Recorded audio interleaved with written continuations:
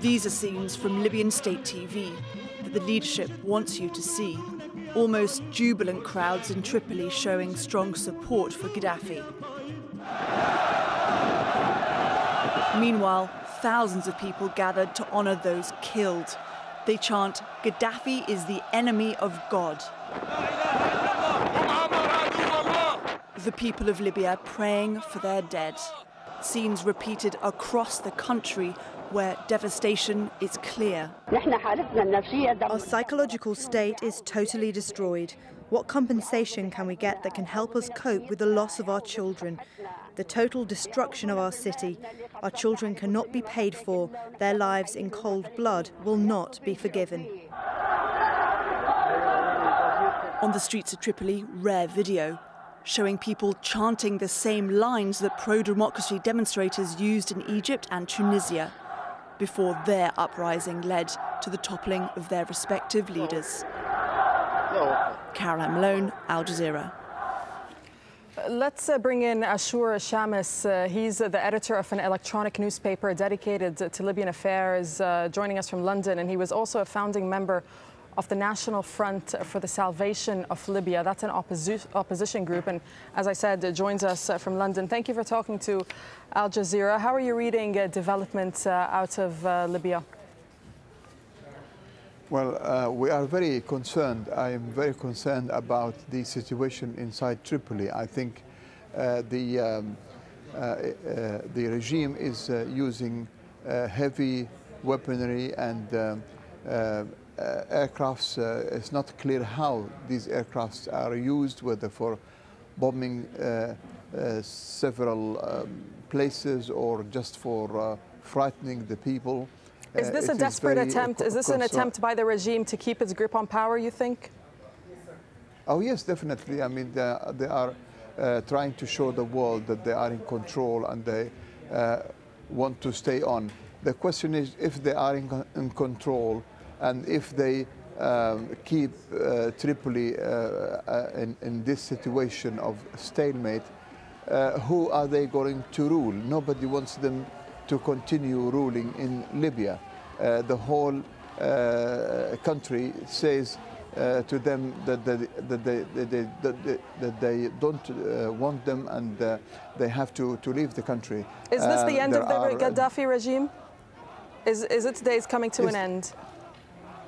I think so. It is coming to an end. It is fighting the last fight, and unfortunately it put his cards right in front, and began, showed his real intentions of using force and so on. And this was foolish from the beginning. The speech of Saif al-Islam is the trigger of all these atrocities in Tripoli. And now with the resignation of diplomats, the escape of officers in the army and in the air force, the situation is there. All the signs are, the writing is on the wall for Gaddafi. All the signs are that he should leave the country and let the people of Libya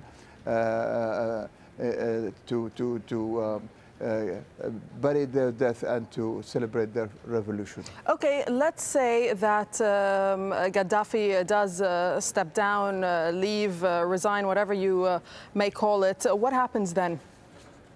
Who steps up? Well, it may be that nobody steps up for some time. It may be that an officer in the army or a man who with some reputation in Tripoli emerges. It is difficult to tell, and that's not a step that we necessarily want now. We want Gaddafi to go. Afterwards, what will happen? That's a question that we deal with when we come to it. All right, Ashur Shamis, thank you very much for talking to us out of London. We can now move on and get some reaction from the US, and Jane Dutton is there for us. Jane, and we hear that Hillary Clinton has spoken out against Libya?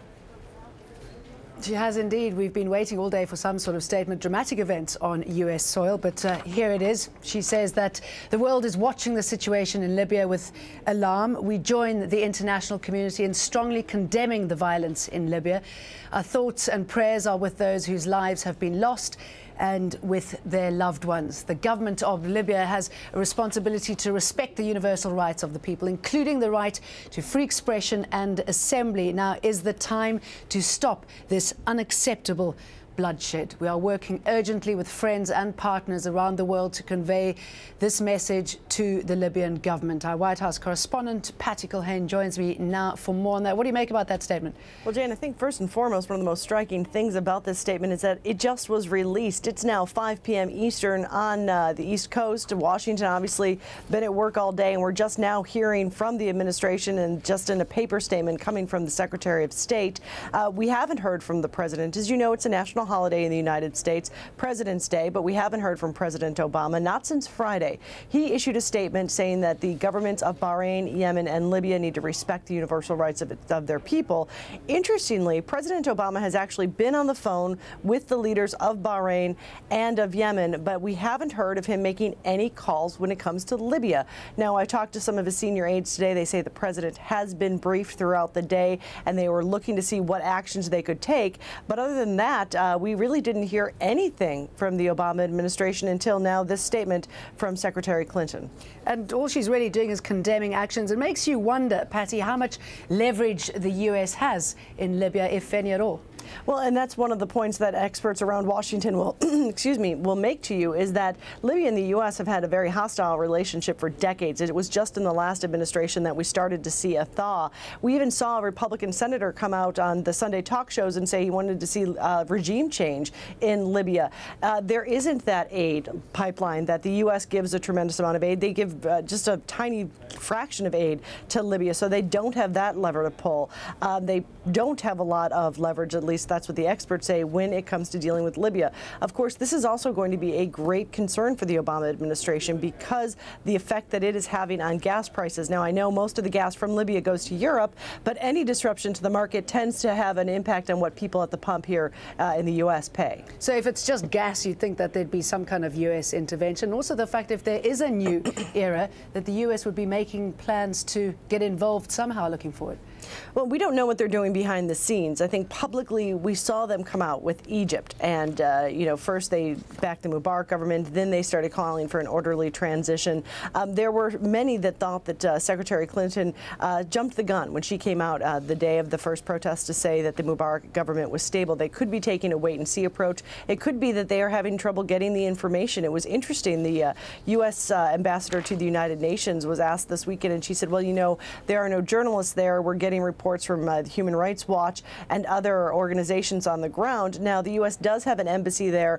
Really, the strongest statement that we've gotten from U.S. officials was this morning when they put out word. It's a travel warning that the non-essential employees at the embassy were going to be leaving Libya and their families were going to leave. And it was a fairly strongly worded statement. It said if Americans are there, they should not travel at night. If they